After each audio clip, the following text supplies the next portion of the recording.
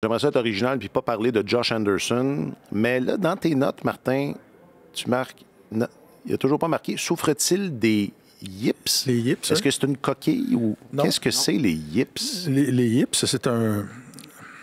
Comment on pourrait dire ça? Un dérèglement mental, une hésitation involontaire. Je ne sais pas c'est quoi. Je pose la question candidement. C'est commun au golf. À un moment donné, des joueurs qui excellent arrivent ça arrive souvent quand vient le moment de poter. Ils sont incapables d'atteindre la cible. C'est comme un petit dérèglement un petit dans la dérèglement. tête. Et au baseball, c'est commun, c'est connu. Là. Il y a des joueurs, à un moment donné, qui viennent, qui sont incapables de lancer la balle correctement. C'est arrivé à quelques deuxièmes buts. Chuck Knobloch qui a eu ça dans le baseball majeur. Steve Sachs. Il y a un lanceur qui était un espoir de premier plan dans le baseball majeur, Rick Ankiel, qui avait développé ça. Le gérant des Cars de Saint-Louis... Tony La Russa lui avait confié, je pense, le premier départ en série mondiale, alors que c'est un jeune lanceur. Il s'est mis à lancer la balle partout. Il n'a jamais retrouvé ça. Ils ont essayé de le reconvertir en voltigeur. Ça a fonctionné. Il y a eu quelques saisons de 20 circuits. C'est un athlète prodigieux. Mais il était prédestiné à être un lanceur de premier plan. Alors, c'est vraiment mental. Il y a des joueurs qui s'en remettent et des joueurs qui s'en remettent pas. Puis ça m'est juste venu en tête en lisant les commentaires que Josh avait fait hier en disant je ne sais pas ce qui se passe cette année. Auparavant, j'étais capable d'atteindre la cible là où je voulais. Je pouvais placer la rondelle où je voulais. Et cette saison, je ne suis pas capable de faire ça.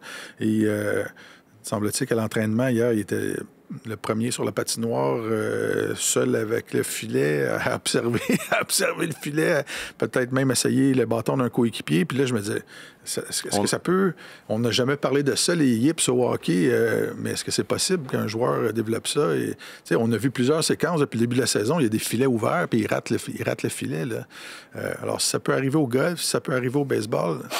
Écoute, on le souhaite pas. C'est le gars qui a le plus de chances de marquer chez le Canadien. Il n'a pas marqué encore. Le plus de buts attendus d'un point de vue statistique, il n'a pas encore marqué. Et là, lui-même verbalise que, voyons, j'ai la rondelle sur mon bâton, je vois l'ouverture et je ne suis pas capable d'atteindre l'ouverture.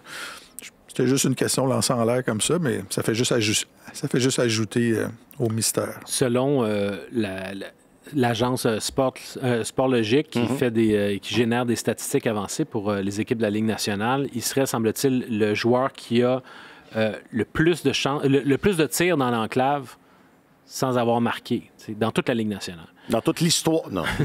Et donc, il est au rendez-vous. Il rate ses chances, mais il a ces chances-là. Martin Saint-Louis dit souvent, c'est pas nécessairement la vitesse avec laquelle tu patines, c'est d'être là au bon moment. En ce moment, Josh Anderson est là au bon moment. Je pense qu'il fait plusieurs choses de la bonne manière, mais je trouve ça très intéressant que Martin mentionne la question des yips parce que il rate le filet à un rythme effarant. Plus du tiers de ses lancers, de ses tentatives de lancer, rate le filet. Et plus le temps avance, plus ce pourcentage-là augmente. Alors, on a l'habitude de dire dans le hockey que quand un joueur est en léthargie, il voit l'ouverture dans le filet de plus en plus petite, puis finalement, ça devient un trou qui est pratiquement plus petit que la rondelle. Mais alors, lui, il doit voir... Ça marchera pas, là. Ben non, c'est ça. Alors, la rondelle, elle rentre pas. Alors, dans ce temps-là, qu'est-ce que tu fais? Au lieu de viser ce petit trou-là, pratique la vitesse avec laquelle tu dégaines.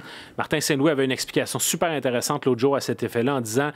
je demande à mes joueurs, arrêtez de systématiquement vous concentrer sur où vous dirigez votre lancer.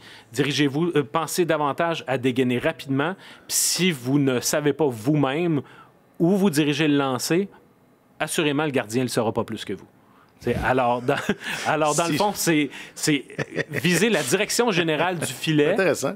Et puis, de toute façon, tu sais que tu as joué au hockey toute ta vie. Là, quand tu reçois la rondelle, tu sais où se trouve le filet, ta perception de l'espace. Ton corps le sait. Tu le sais. Tu tires la rondelle, mais Slavkovski fait beaucoup ça. Il reçoit la rondelle dans l'enclave, puis tu le vois que physiquement, il prend le temps de lever la tête, de choisir un endroit. Et c'est toujours la fraction de seconde dont on parle. Il y a un bâton qui arrive. C'est ça. Alors, mais le drame avec Anderson... Les gars, c'est qu'on lui, on ne pourra pas le reconvertir en voltigeur. On n'a pas d'équipe de baseball. Il va falloir qu'il trouve une solution. On pourrait peut-être le reconvertir en demi-défensif. Ou qu'est-ce qu'on a d'autre en piston latéral avec le CF Montréal. Moi,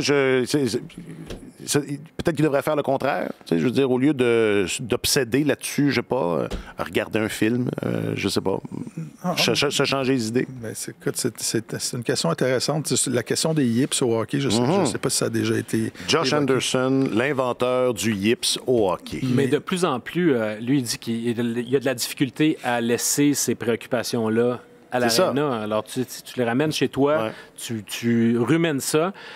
Puis quand l'équipe est en voyage, en plus, ben là, si tu rentres à l'hôtel, tu as beaucoup de temps à toi, puis il doit penser juste à ça. Fait que j'espère qu'il écoute un bon film.